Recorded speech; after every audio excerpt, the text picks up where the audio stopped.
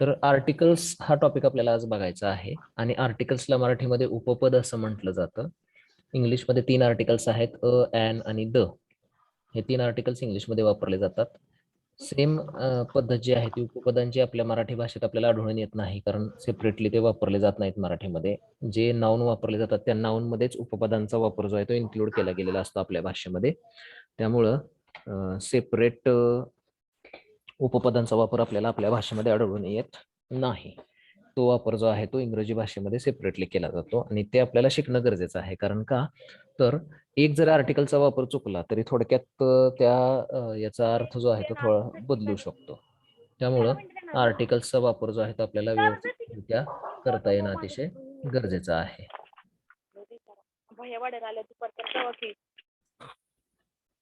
आर्टिकलचा वापर आपल्याला व्यवस्थित करता येणं गरजेचं आहे. तर अ अँड द ही 3 आर्टिकल्स आहेत इंग्लिशमध्ये आणि त्याची विभागणी पुढे करण्यात आलेली आहे. त्याच्या अगोदर आर्टिकल्स नेमकं काय कार्य करतात वाक्यामध्ये ते आपल्याला इथं पाहावं लागेल. तर आर्टिकल्स काय आहेत बघा नेमके. आर्टिकल हे ॲडजेक्टिव्ह सारखे आहेत. ॲडजेक्टिव्हस जसं नाउन बद्दल अधिक माहिती सांगतात किंवा नाउनला स्पेसिफाय करण्याचं काम करतात, तसंच ॲडजेक्टिव्ह काय करतात तर नाउनला मॉडिफाय करण्याचं काम करतात.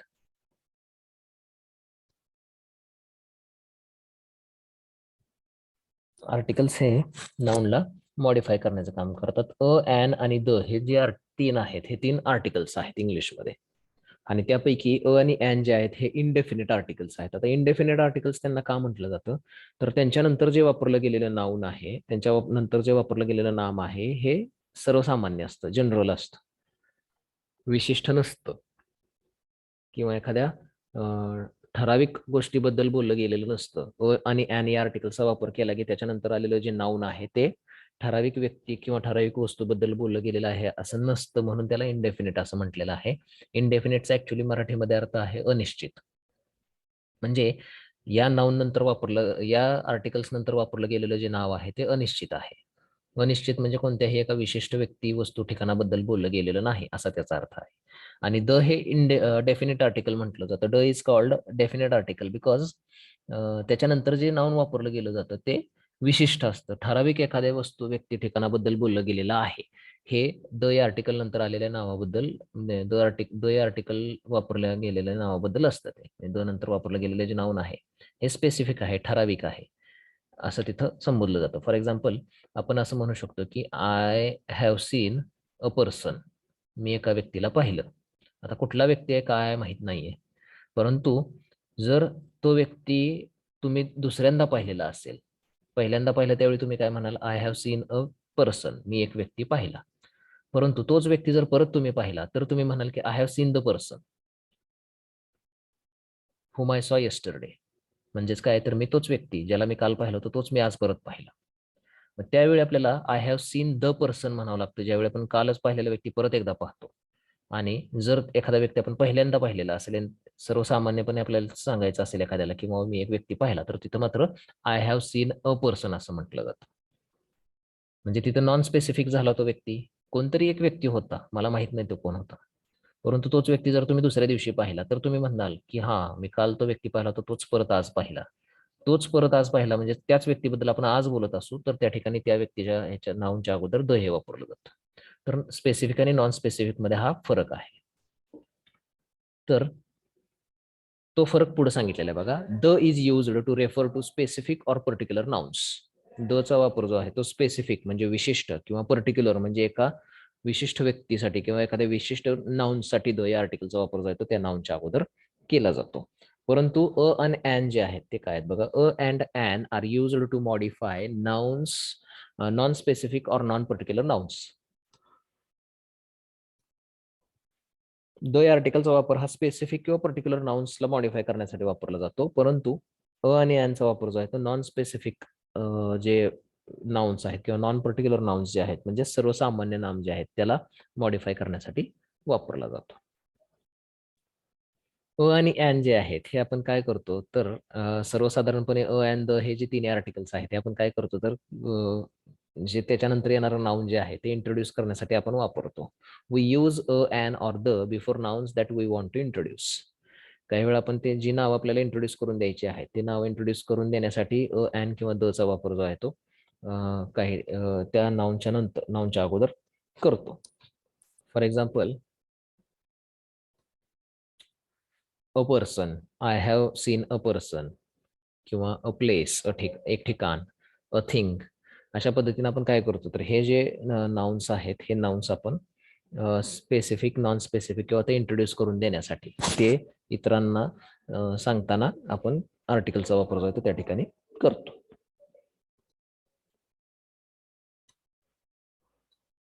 आता हे जे 3 आर्टिकल्स आहेत या 3 आर्टिकल मधील पहिलं जे आर्टिकल आहे याचा वापर आपल्याला बघायचा आहे. Article is used before words beginning with a consonant sound. आता कॉन्सोनंट आणि हे जे आहेत वावल्स, हे 2 शब्द आहेत. याचा आपल्याला फरक थोडक्यात इथं वर्ड फाईल मध्ये तुम्हाला मी इथं दाखवतो. कॉन्सोनंट म्हणजे काय आणि वावल्स म्हणजे काय. कॉन्सोनंट हा एक शब्द आहे आणि वॉवल्स हा एक शब्द आहे. कॉन्सोनंट्स आणि वॉवल्स. आता कॉन्सोनंट्स हा शब्द जो आहे त्याला मराठीमध्ये काय म्हटलं जातं, व्यंजन म्हटलं जातं. व्यंजन म्हणजेच आपल्या बाराखडीमध्ये क, का, की, की, कु जे आहेत, क, ख, ग हे जे आहेत त्याला व्यंजन असं म्हटलं जातं. आणि वॉवल्स जे आहेत, वॉवल्स याला मराठीमध्ये स्वर असं म्हटलं जातं. वॉवल्सला मराठीमध्ये स्वर असं म्हटलं जातं. तर कॉन्सोनंट साऊंड जे आहेत, ज्याला मराठीमध्ये कॉन्सोनंट साऊंड म्हटलं जातं, त्या कॉन्सोनंट साऊंडच्या आधी या आर्टिकलचा वापर केला जातो. For example, a boy, a bird, a chair, a table, a computer, a window, a door, a table किंवा अ पेन, अ फॅन. अशा प्रकारे व्यंजनाने सुरू होणारी जी सर्व नाव आहेत त्या नावांच्या अगोदर या आर्टिकलचा वापर केला जाऊ शकतो. लक्षात आलं? ऐकू येते का माझा आवाज सगळ्यांना? Yes sir. हो सर. हो सर. पहिला नियम लक्षात आला का हे विचारलं मी. तोच नियम थोडासा पुढे काय केलेला आहे, वाढवलेला आहे दुसऱ्या नियमामध्ये. Article a is used before a singular noun beginning with a consonant sound. Consonant म्हणजे ज्या शब्दाची सुरुवात व्यंजनानं होते आणि जो शब्द एकवचनी असतो त्या नावाच्या अगोदर या आर्टिकलचा वापर केला जातो. For example, a book, a school, a dog, a cat, a table, a computer, a chair, a watch, a blackboard, a door, a window, a cabin. म्हणजे व्यंजनानं सुरू होणारा शब्द, परंतु तो एकवचनी असला पाहिजे. त्यावेळेसच काय केलं जातं, तर त्याच्या अगोदर या आर्टिकलचा वापर केला जातो. आपण असं म्हणू शकत नाही, अ बुक्स किंवा अ टेबल्स हे म्हणू शकत नाही. हे चुकीचं आहे. कारण का तर बुक्स आणि टेबल्स हे अनेकवचनी नाव आहेत. आता इथं सुद्धा कॉम्प्युटर आपल्याला काय दाखवतो बघा. इथं काय आहे, तर अ बुक्स म्हटलेलं आहे आपण. सगळ्यांना दिसतंय हे? हो सर. हो इथं सर. कॉम्प्युटर आपल्याला चूक दाखवतंय, हिरव्या रंगात चूक दाखवतंय. तर काय म्हणतंय, एक तर तुम्ही बुक्स म्हणा म्हणताय किंवा अ बुक म्हणा म्हणताय. इथं सुद्धा तेच दाखवतंय, टेबल्स म्हणा किंवा अ टेबल म्हणा. म्हणजे अशा पद्धतीनं या आर्टिकलचा वापर हा अनेक वचनी नावांच्या अगोदर केला जात नाही. तर व्यंजनानं सुरू होणारे जे शब्द आहेत त्यांच्या अगोदर या आर्टिकलचा वापर केला जातो, परंतु ते व्यंजनानं सुरू होणारे शब्द अनेक वचनी नसावेत, एकवचनी असावेत, असा दुसरा नियम आहे. लक्षात आला दुसरा नियम? Yes sir. ठीक आहे. त्यानंतर तिसरा नियम आहे, article a is used even before vowel letters which don't have vowel sound. आता जरी काही शब्दांची सुरुवात ही स्वर दाखवणाऱ्या शब्दाने झालेली असली तरी सुद्धा त्या शब्दांच्या अगोदर या आर्टिकलचा वापर केला जातो. कारण का तर त्यांचा उच्चार हा स्वरासारखा न होता व्यंजनासारखा होतो. फॉर एक्झाम्पल,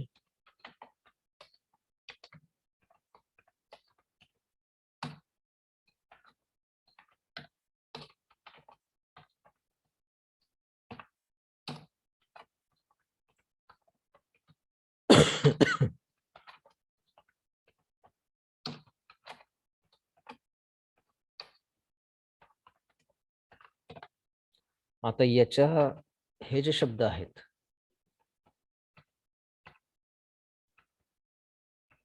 हे सगळे शब्द जे आहेत याच्या सुरुवातीचे जे लेटर्स आहेत तुम्हाला शाळेत नियम सांगितला असेल. जर शब्दाची सुरुवात ए ई आय ओ यू प्रमाणे झालेली असेल, ए ई आय ओ यू यापैकी एका लेटरने झालेली असेल तर ॲन वापरायचं. परंतु इथं आपण अ वापरलेलं आहे सगळीकडे, जरी त्या लेटरची सुरुवात यानं झालेली असली. त्या लेटरने झालेली असली तरी सुद्धा. कारण का तर त्यांचा उच्चार जो आहे तो कसा होतो बघा.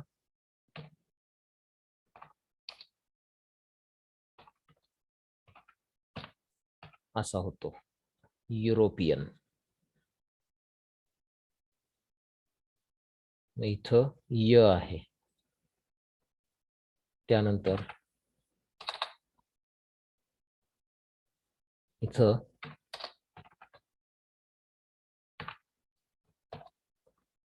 युनिट. इथं सुद्धा उच्चार कसा आहे बघा. सुरुवात य ने आहे. इथं सुद्धा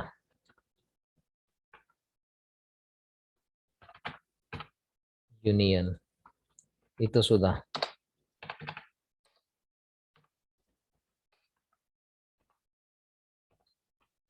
युनिव्हर्सिटी.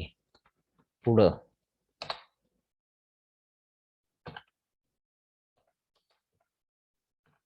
युनिफॉर्म. आणि इथं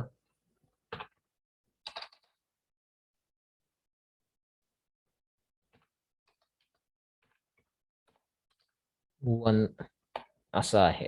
वनचा उच्चार व ने सुरू होतो. मग आता ए ई आय ओ यू न जरी हे शब्द सुरू झालेले असले तरी सुद्धा याचा उच्चार हा वेगळ्या स्वरूपात होतो, जो व्यंजनासारखा आहे. व्यंजन आहे हे. त्यामुळं या आर्टिकल्सच्या अगोदर काय केलेलं आहे, या नाऊनच्या अगोदर काय केलेलं आहे तर अ हे आर्टिकल वापरलेलं आहे. लक्षात आलं सगळ्यांच्या? Yes sir. म्हणून हे जे लेटर्स आहेत सगळे ज्यांची सुरुवात ए ई आय ओ यू पैकी एका लेटरने झालेली असली तरी सुद्धा आपण तिथं काय केलेलं आहे, अ हे आर्टिकल वापरलंय. कारण त्यांची सुरुवात जरी त्या लेटरने झालेली असली तरी त्यांचा उच्चार हा व्यंजनांसारखा होतो. स्वरांसारखा न होता व्यंजनांसारखा होतो. म्हणून त्या सगळ्या शब्दांच्या अगोदर आपण अ हे आर्टिकल वापरलेलं आहे. त्यानंतर एकवचनी नावं जे आहेत ह्या सगळ्यांच्या नावाच्या अगोदर अ हे आर्टिकल वापरलं जातं. हा नियम आपण पाहिलेलाच आहे. तर अ चे हे वापर आहेत सगळे. यालाच ऍडिशनल एक या आर्टिकलचा वापर असा आहे. Article a is used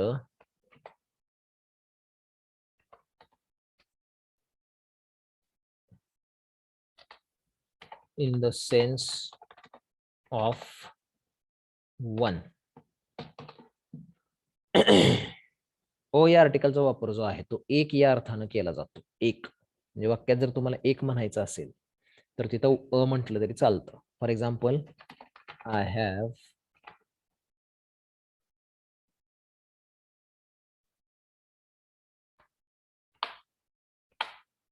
a brother public sister.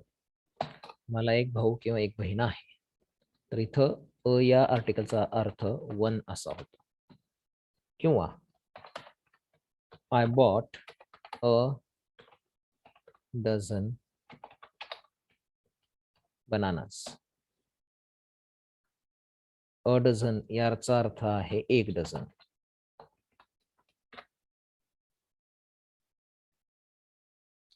तर अ या आर्टिकलचा वापर हा एक या अर्थानं सुद्धा केला जातो. लक्षात आलंय अ या आर्टिकलचा वापर सगळ्यांच्या? हो सर.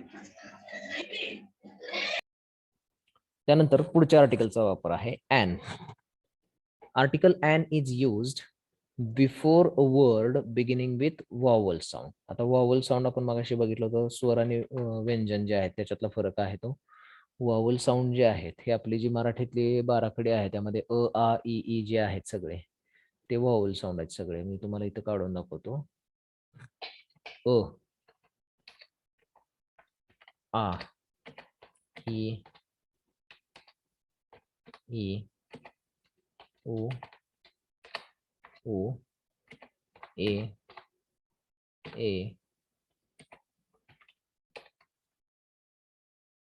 ओ औ ही जी स्वरांची ही यादी जी आहे यापैकी एकानं जरी एखाद्या शब्दाची सुरुवात झाली उच्चार म्हणतो मी, लक्षात ठेवा. तुम्ही लेटर्स घेऊ नका. लेटर्स बऱ्यापैकी तुम्हाला शाळेमध्ये जो नियम सांगितलाय तो नियम तुम्हाला गोंधळात टाकणारा आहे. ए, ई, आय, ओ आणि यू हे लेटर्स आले की तुम्हाला ॲन वापरायला सांगितलेलं आहे. ठीक आहे, परंतु आपण मगाशी जसं बघितलं की बऱ्याच शब्दांची सुरुवात जी आहे ती यू आणि ओ न झालेली आहे. मग तिथं आपण अ वापरलेला आहे. कारण का तर त्यांचा उच्चार जो आहे तो या सर्व स्वरांसारखा न होता व्यंजनासारखा होत होता. म्हणून आपण जरी लेटर ओ आणि यू आलेलं असलं मगाशी आपण बघितलं त्याच्यामध्ये, तरी सुद्धा आपण तिथं हे आर्टिकल वापरलंय. त्यामुळे लक्षात ठेवायचं आहे की जरी लेटर्स हे आले तरी त्याचा उच्चार हा या स्वरांसारखा होतोय का बघायचं. या स्वरांपैकी एकाही स्वरानं जर त्याचा उच्चार झालेला असेल तरच तिथं ॲन वापरायचं आहे, नाहीतर ॲन वापरायचं नाही. मग ॲन इडियट, ॲन ॲपल असं म्हटलेलं आहे. आता ॲन इडियट असं म्हटलेलं आहे आणि इडियट हा जो शब्द आहे याच्यामध्ये साऊंड कसा आहे बघा. इडियट याच्यामध्ये कसं येतंय, ई डी यट असं येतंय ते. हा शब्द जो आहे तो असा आहे आणि याच्यामध्ये मग हा ई जो आलेला आहे तो आपल्या स्वरांच्या यादीमध्ये आहे का बघायचा. स्वरांच्या यादीमध्ये तो इथं आहे. त्यानंतर पुढं काय दिलेलं आहे, पुढचा शब्द ॲन ॲपल दिलेला आहे. ॲपल. आता हा ॲपल सुद्धा जो आहे तो याच्या बाराखडीमध्ये आहे का बघायचा.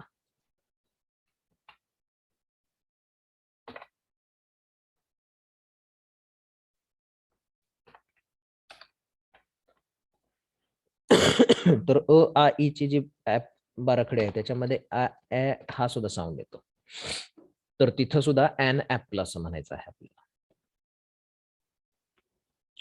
अशा पद्धतीनं ॲन या आर्टिकलचा वापर जो आहे तो ज्या शब्दाची सुरुवात स्वराने होते त्या शब्दांच्या अगोदर करायचा आहे. नंतर दुसरा वापर आहे आर्टिकल ॲनचा. Article an is used before a word beginning with H but not sounded. Article ॲनचा वापर जो आहे तो काय केला जातो तर एच न सुरू होणाऱ्या शब्दांच्या समोर केला जातो.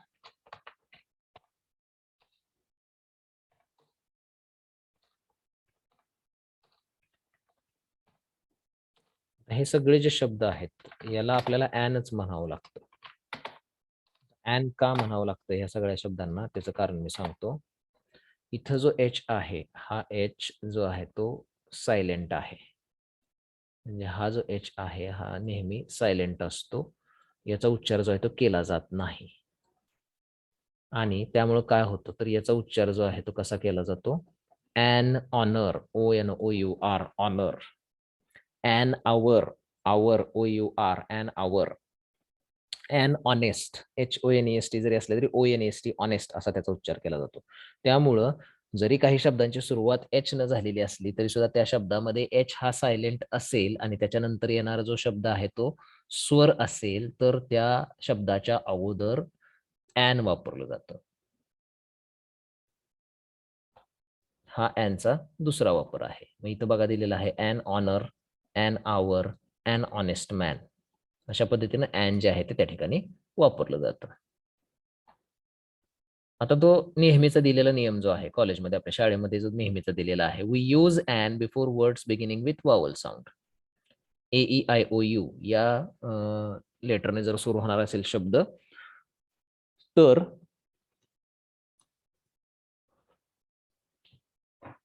त्या शब्दांच्या अगोदर ॲन वापरलं जातं. For example an orange. Orange जो शब्द आहे तो मराठीमध्ये असा वापरला जातो.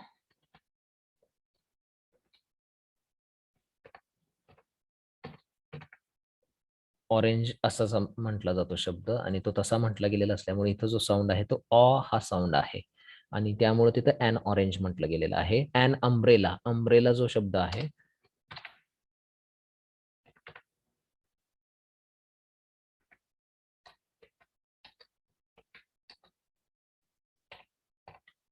असं म्हटलं अम्ब्रेला. असा म्हटला जातो, तर अ हा साऊंड आहे. आणि पुढचा जो शब्द आहे तो आहे अन आय. आय म्हणजे असा आय.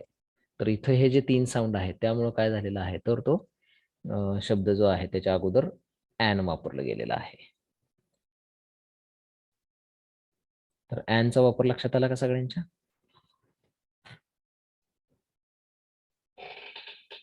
आवाज येतोय ना माझा सगळ्यांना? Yes sir. हो सर. Yes, sir. होय सर, होय सर, होय सर.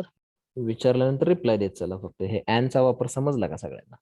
Yes sir. ओवेसला हो वापर. Yes sir. त्यानंतर लास्टचा आर्टिकल आहे द.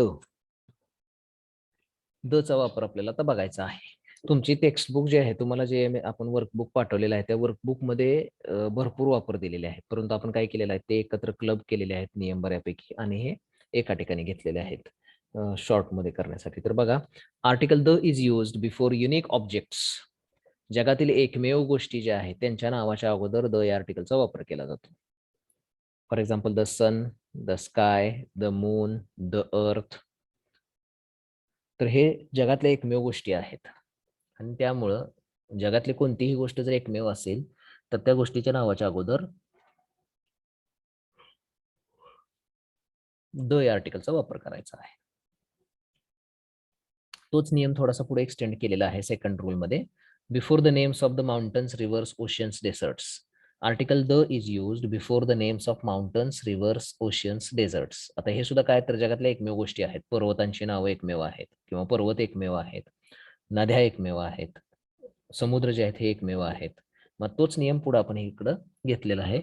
नद्यांची, पर्वतांची, त्यानंतर वाळवंटांची नावं जी आहेत ही जर आपण वापरली तर त्याच्या अगोदर द या आर्टिकलचा वापर करावा लागणार आहे. For example the Ganga, the Sahara, the Pacific.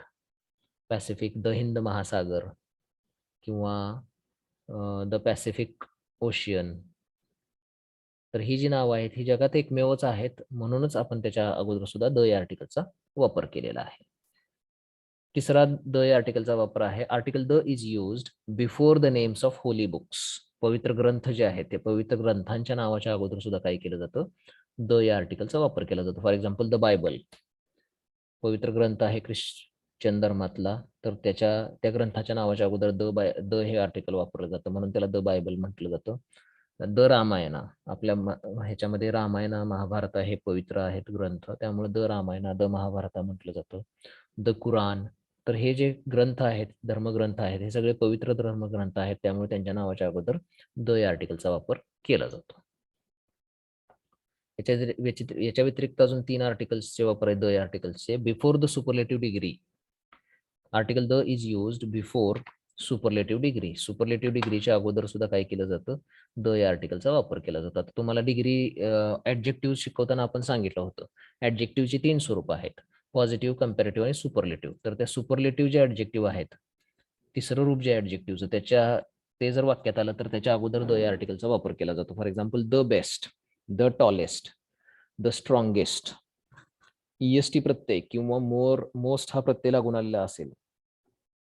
He is the most popular person, the most popular असं म्हटलं जातं. सुपरलेटिव्ह डिग्रीमध्ये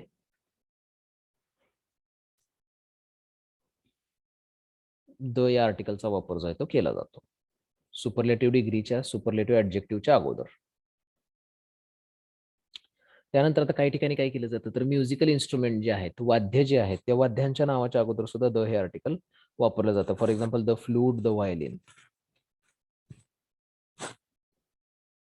तर हे द हे आर्टिकलचा वापर आहे. पुढचा जो आर्टिकलचा वापर आहे दचा, तो कसा आहे बघा.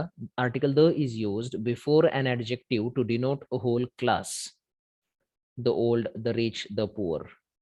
तर हे कसं होतंय बघा, संपूर्ण ग्रुपला संबोधित करण्यासाठी ऍडजेक्टिव्हच्या अगोदर द हे आर्टिकल वापरलं जातं. For example the rich should help the poor. आता हे रिच आणि पुअर जे आहेत हे 2 शब्द ऍक्च्युली हे काय आहेत, तर ऍडजेक्टिव्ह आहेत. कारण हे ऍडजेक्टिव्ह कसे होतात, तर आपण म्हणतो बघा रिच पर्सन. आता रिच पर्सन म्हटल्यानंतर पर्सन हे नाउन आहे, त्याला आपण काय केलेलं आहे, रिच हा ऍडजेक्टिव्ह सुरुवातीला जोडलेला आहे. रिच किंवा पुअर असं सुद्धा म्हणू शकतो आपण. हे रिच पुअर हे ऍडजेक्टिव्ह आहेत ऍक्च्युली, परंतु ते त्याच्या अगोदर द हे आर्टिकल वापरल्यानं त्यांचा बदल जो आहे तो नाऊन मध्ये झालेला आहे आणि तसा बदल होत असताना आता इथे या वाक्याचा अर्थ काय होतो, the rich should help the poor, म्हणजेच श्रीमंतांनी गरिबांना मदत करावी. म्हणजे श्रीमंत लोकांचा एक ग्रुप झाला, गरीब लोकांचा एक ग्रुप झाला. द हे आर्टिकल त्या ऍडजेक्टिव्हच्या अगोदर वापरल्यामुळं तो समूह दाखवण्यासाठी तो शब्द हे झाला, म्हणजे समूह दाखवला जातो. अशा प्रकारे द या आर्टिकलचा वापर ऍडजेक्टिव्हच्या अगोदर केल्यामुळे. किंवा the young should listen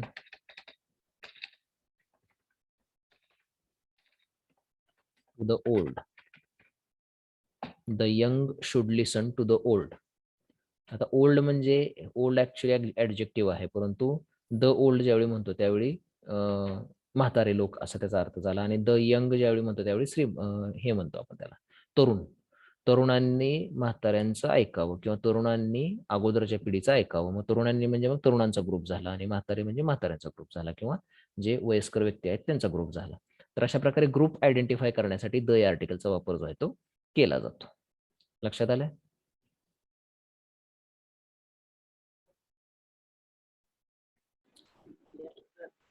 the या आर्टिकलचा वापर लक्षात आला का? Yes sir. याच्या व्यतिरिक्त अजून एक द या आर्टिकलचा वापर केला जातो, तो असा आहे बघा.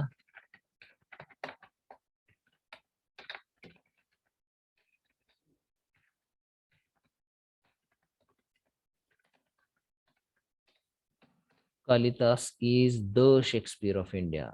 आता इथं शेक्सपियर जे आहे हे प्रॉपर नाउन आहे ऍक्च्युली, पण प्रॉपर नाउनच्या अगोदर काय केलेलं आहे, द हे आर्टिकल वापरलेलं आहे. तर आता असं का झालेलं आहे, तर शेक्सपियर हा जगप्रसिद्ध नाटककार होता आणि त्याच्या अंगी एक नाटककार म्हणून असणारे जे गुण आहेत ते भारतामध्ये कालिदास या व्यक्तीच्या अंगी होते. म्हणून शेक्सपियरच्या अंगी असणारे गुण कालिदासाच्या अंगी आहेत हे दाखवण्यासाठी शेक्सपियर या नावाच्या अगोदर द या आर्टिकलचा वापर केला जातो. आता कॉमन एक्झाम्पल जर तुम्हाला समजून सांगायचं असेल, तुम्हाला समजेल असं, तर असं असू शकतं बघा. ही इज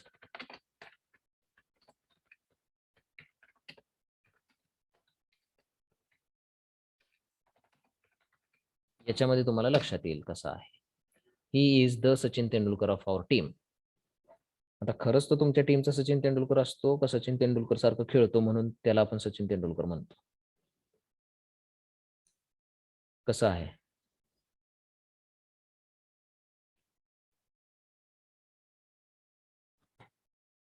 उत्तर द्या मला. असं म्हणतो ना आपण की तो आमच्या टीमचा सचिन तेंडुलकर आहे. हा, त्याच्यासारखा खेळतो म्हणून, म्हणजे सचिन तेंडुलकरच्या अंगी क्रिकेटर म्हणून जे गुण आहेत ते आमच्या टीम मध्ये या व्यक्तीच्या अंगी आहेत असं सांगण्यासाठी मग काय केलं जातं, तर सचिन तेंडुलकर या नावाच्या अगोदर द या आर्टिकलचा वापर केला जातो. कारण का, तर तो सचिन तेंडुलकर या प्रॉपर नावाच्या अगोदर द या आर्टिकल वापरलं म्हणून नाही, तर त्याच्या अंगी असणारे गुण इंडिकेट करण्यासाठी त्याच्या नावाच्या अगोदर द हे आर्टिकल वापरलं जातं. लक्षात आलं हे? हो सर. हो सर. तर द या आर्टिकलचे हे एवढे वापर आहेत.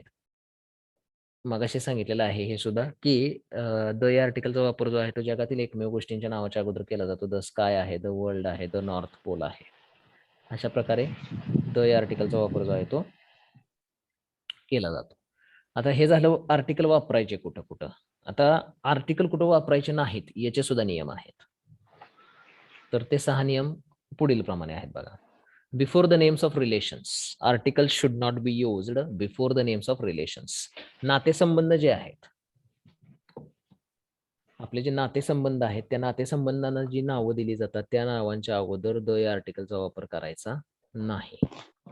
नातेसंबंध जे आहेत त्या नातेसंबंधांच्या नावाच्या अगोदर द या आर्टिकलचा वापर जो आहे तो करायचा नाही.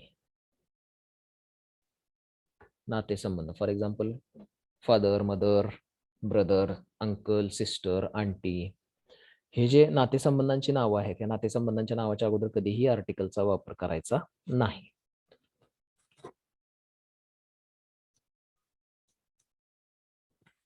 त्यानंतर दुसरा नियम आहे आर्टिकल कुठं वापरला जात नाही तो before the names of material.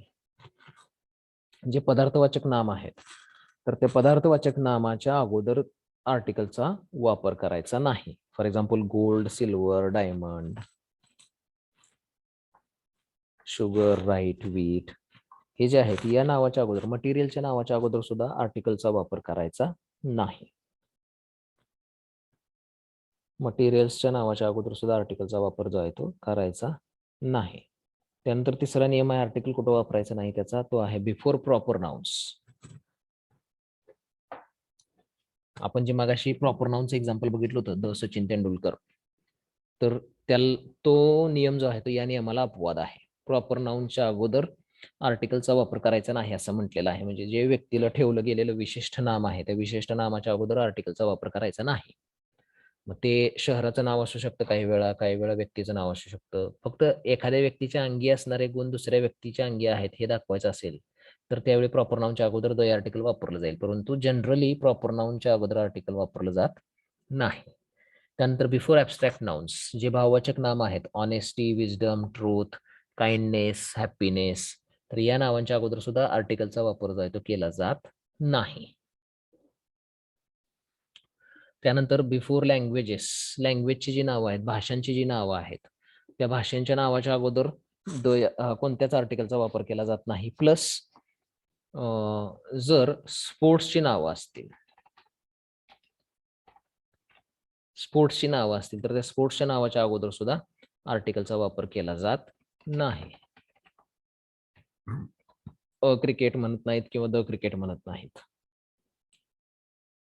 किंवा हिंदी, तमिळ, इंग्लिश, मराठी ही जी नावं आहेत भाषांची, ह्या भाषांच्या नावाच्या अगोदर सुद्धा आर्टिकलचा वापर जो आहे तो केला जात नाही. आणि शेवटचा नियम आहे जो आर्टिकलचा वापर कुठे करायचा नाही तो सांगतो, तो आहे article is not used before certain phrases. काही फ्रेजेस जे आहेत त्या फ्रेजेसच्या अगोदर आर्टिकलचा वापर केला जात नाही. For example at noon, the at noon असं म्हटलं जात नाही. किंवा बाय ट्रेन म्हटलं तर बाय ट्रेन नाही.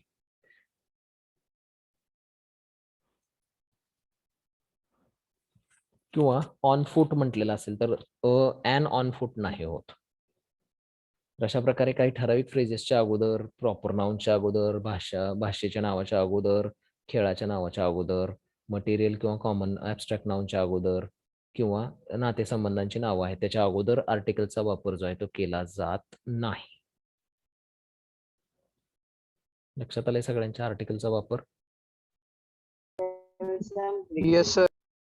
याच्यामध्ये काय अडचण आहे का? आता तुमचं हे जे वर्कबुक आहे या वर्कबुक मध्ये बघा ओमिशन ऑफ आर्टिकल्स जे आहेत त्याच्यामध्ये हे 6 नियम दिलेले आहेत. परंतु द या आर्टिकलचे वापर बघा इथं काय दिलेले आहेत. द या आर्टिकलचा वापर जो आहे तो इथं जवळजवळ 15 वापर दिलेले आहेत द या आर्टिकलचे.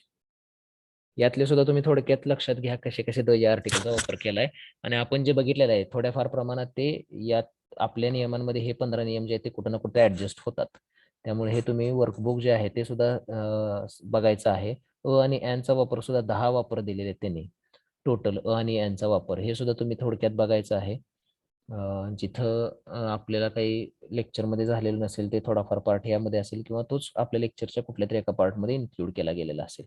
त्यामुळं मी 8च नियम दिलेत आणि ह्याच्यात 15 दिलेत. तर काय बदल आहे का? तर असा काही विषय नाही आहे. ते एकत्र असल्यामुळे आपण ते एकत्र केलेलं आहे आपल्या नोट्समध्ये. तर आता पुढं आहे एक्सरसाइज या नावाचे. आता बघा इथं कसं केलेलं आहे. सोडवलेली एक्सरसाइज आहे ऍक्च्युअली एक्झाम्पल्समध्ये. We live in a village. आम्ही एका खेड्यात राहतो. या अर्थाने एक या अर्थाने तिथं वापरलेला आहे. त्यामुळे आपण म्हणतो we live in a village. आम्ही एका खेड्यात राहतो. She works in a pub. ती एका पब मध्ये काम करते. इन अ पब एका जनरली नॉन स्पेसिफिक या अर्थाने ते वापरलेलं आहे. परंतु पुढचं जे सेंटेन्स आहे याच्यामध्ये सुपरलेटिव्ह डिग्री आहे त्यामुळे तिथं द हे आर्टिकल वापरलेलं आहे. He is the best player in the team. He is the best player in the team. आणि शी इज द फास्टेस्ट रनर. तर हे दोन्ही बेस्ट आणि फास्टेस्ट हे सुपरलेटिव्ह ऍडजेक्टिव्ह असल्यामुळे त्याच्या अगोदर द या आर्टिकलचा वापर केला गेलेला आहे. त्यानंतर dash Paris is a big city. आता पॅरिस हे प्रॉपर नाउन आहे, शहराचं नाव आहे. त्यामुळे इथं पॅरिस या शब्दाच्या अगोदर कोणतंच आर्टिकल वापरलेलं नाही. त्यानंतर we live in Mumbai. Mumbai सुद्धा काय आहे तर प्रॉपर नाउन आहे, शहराचं नाव आहे. शहराचं नाव आहे त्यामुळे आपण तिथं त्याच्या अगोदर कोणतंच आर्टिकल वापरलेलं नाही.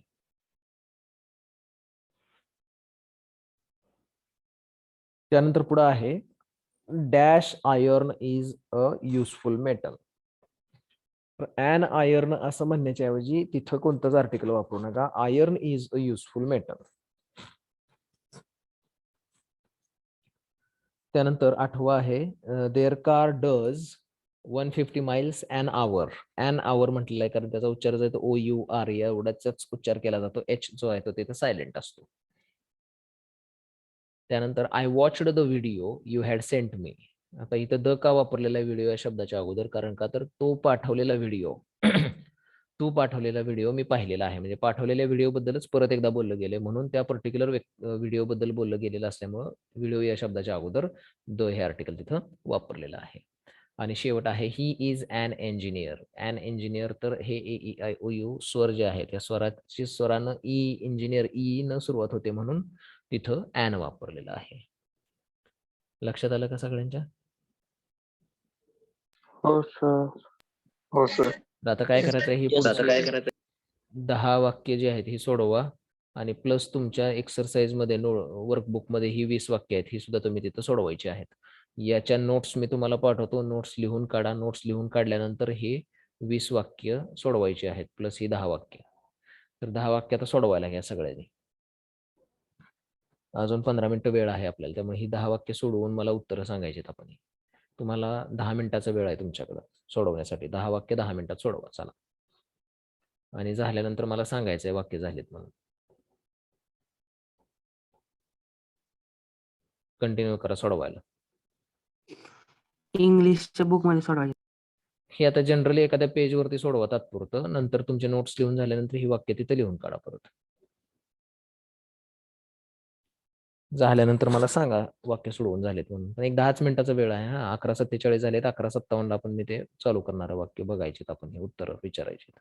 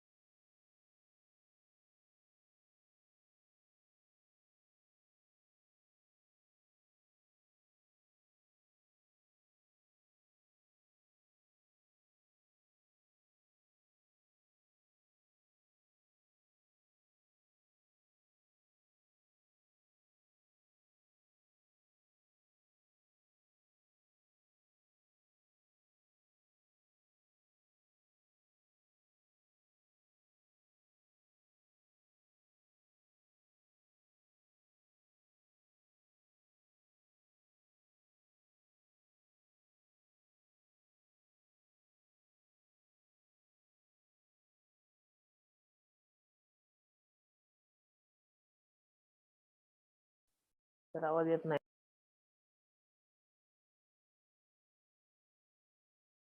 मी आवाज बंद केलेला आहे. तुम्हाला वाक्य सोडवायला दिलेले आहेत.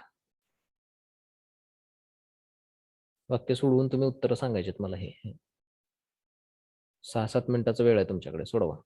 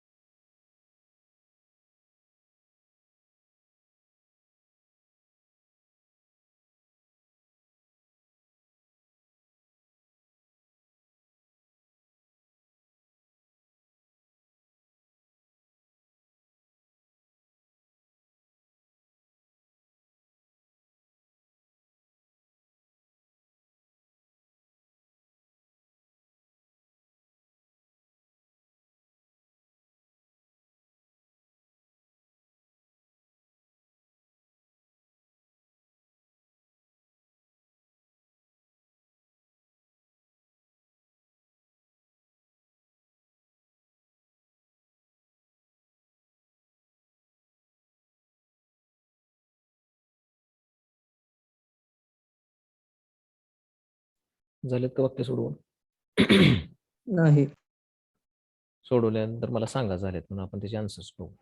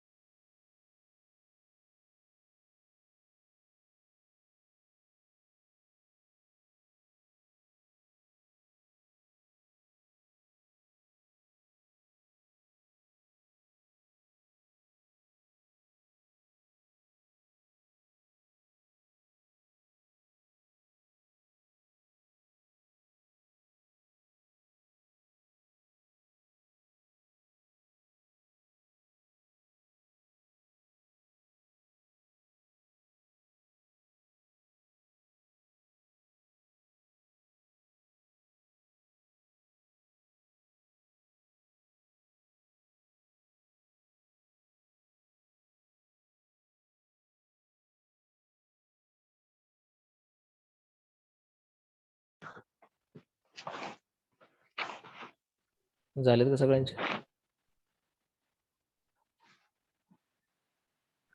Yes sir. पहिल्या वाक्याचं उत्तर काय केलं सांगा बरं. Are you coming to dash party next Saturday? The हा, द का केलेलं आहे कारण सांगू शकताय का कोण?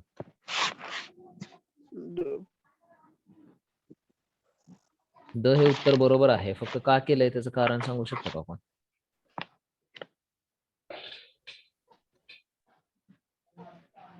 नेक्स्ट सॅटरडे हा शब्द तुम्हाला क्ल्यू आहे त्याच्यासाठी, कारण पार्टी ऑलरेडी ठरलेली आहे, नेक्स्ट सॅटरडेला आहे. त्याच पार्टीला तुला यायचं आहे का? त्याच म्हणून पर्टिक्युलर शब्द वापरायचा आहे, म्हणून तिथं द वापरायचा आहे. Next sentence. I bought dash TV dash new TV set yesterday. About का बरं म्हटलेलं आहे? I bought a new TV set yesterday. एक या अर्थाने का, आता माणसं काय चार टीव्ही घेत नाहीत, एक टीव्ही घेतात. त्यामुळं I bought a new TV set yesterday. I think dash man over there is very ill.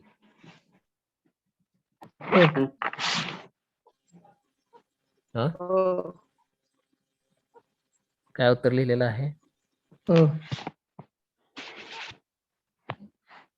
हे उत्तर चुकतं इथं, कारण त्या ठिकाणी उभा असलेला व्यक्ती एका पर्टिक्युलर व्यक्तीबद्दल आपण बोलतोय. आय थिंक द हा, त्या ठिकाणी उभा असलेला व्यक्ती, त्यामुळे the man over there is very ill असं त्याचं उत्तर येईल. त्यानंतर she was wearing dash ugly dress. An ugly dress, हा साऊंड आहे, त्यामुळे अॅन तिथं वापरायचं येईल. I am crazy about reading history books. I am crazy about reading the history books. बरोबर आहे. येत नाही, कसं येईल, कारण बुक्स इथं अनेक वचन आहे. अनेक वचनी नाउन साठी आपण एक वचनी आर्टिकल वापरत नाही, त्यामुळे द हिस्ट्री बुक बरोबर आहे. She is dash nice girl. He is a nice girl. The म्हटलं तर त्याचा अर्थ असा होतो की ती फक्त एकटीच मुलगी आहे जी अतिशय चांगली आहे. Oh, she is a nice girl असा त्याचा अर्थ होईल, असं त्याचं उत्तर होईल. Do you want to go to dash restaurant where we first met. the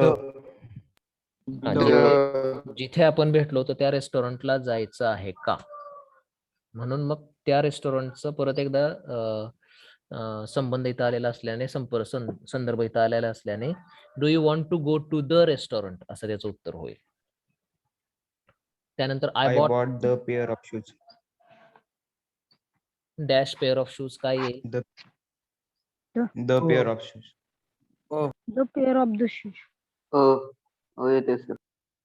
the pair of shoes कसं होईल, म्हणजे ती एकच जोडी आहे का बुटांची जगामध्ये. I bought a pair of हा, मी बुटांची एक जोडी विकत घेतली. pair of shoes. बुटांच्या अनेक जोड्या आहेत,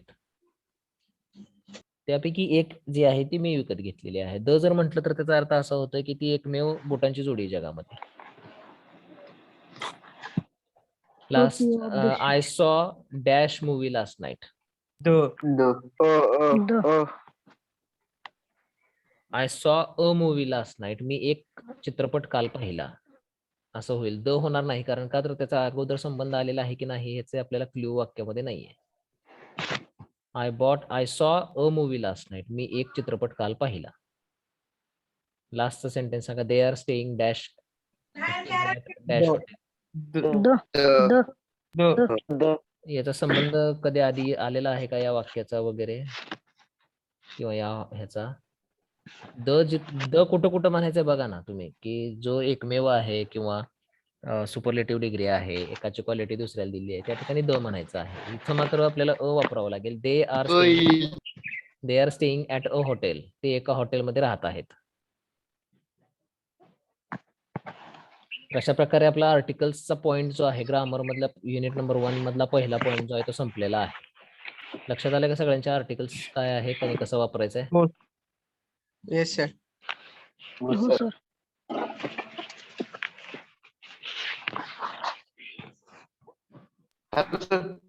हा बोला. तुम्ही जी पीडीएफ पाठवणार आहात तुमचा आवाज कट होतोय.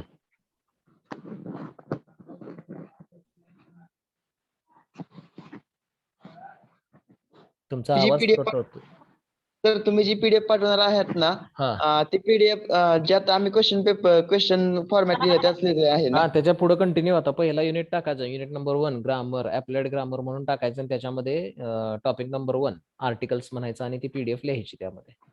ओके सर, ते थँक्यू. लिहून झालं की पुढचं तुम्हाला होमवर्क आहे. हे सगळं लिहून झालं की तुम्हाला हे जे 20 वाक्य आहेत स्क्रीनवरती दिसत आहेत, आता दाखवतो मी तुम्हाला स्क्रीनवरती. ते स्क्रीनवर दिसणारे जे 20 सेंटेन्सेस आहेत, ही 20 सेंटेन्सेस तुम्हाला काय करायचे, सोडवायचे त्याच्या खाली लगेच. आणि काय करायचं आहे तर ही जे वरचे जे काही आर्टिकल्सची जी काही नोट्स आहेत तुमच्या वर्कबुकमध्ये, त्या वर्कबुक मधल्या नोट्स सुद्धा वाचायच्या ह्या. हिथून वाचायला सुरुवात करायची. पेज नंबर 1 पासून वाचायला सुरुवात करायची. हे काय दिलंय, कसं दिलंय वाचा थोडंसं. आणि त्याच्यानंतर त्याच्या खाली जे टॉपिक पूर्ण झाल्यानंतर ही जी 20 सेंटेन्सेस आहेत सॅम्पल एक्सरसाइज, ही 20 वाक्य सुद्धा तुम्हाला नोटबुकमध्ये सोडवायची आहेत. सगळ्यांनी लक्षात घ्या. वर्कबुक मध्येच आहेत. वर्कबुक मध्ये 1 नंबर पानापासून ते 4 नंबर पानापर्यंत आहे. 4 नंबर पानावरती ही एक्सरसाइज आहे, ही सोडवायची आहे सगळ्यांनी. तुम्हाला होमवर्क आहे तो. लक्षात आलं सगळ्यांच्या.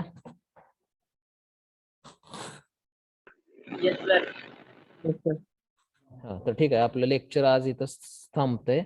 पुढचं लेक्चर जे आहे ते कंटिन्यू होईल पुढं. आपल्या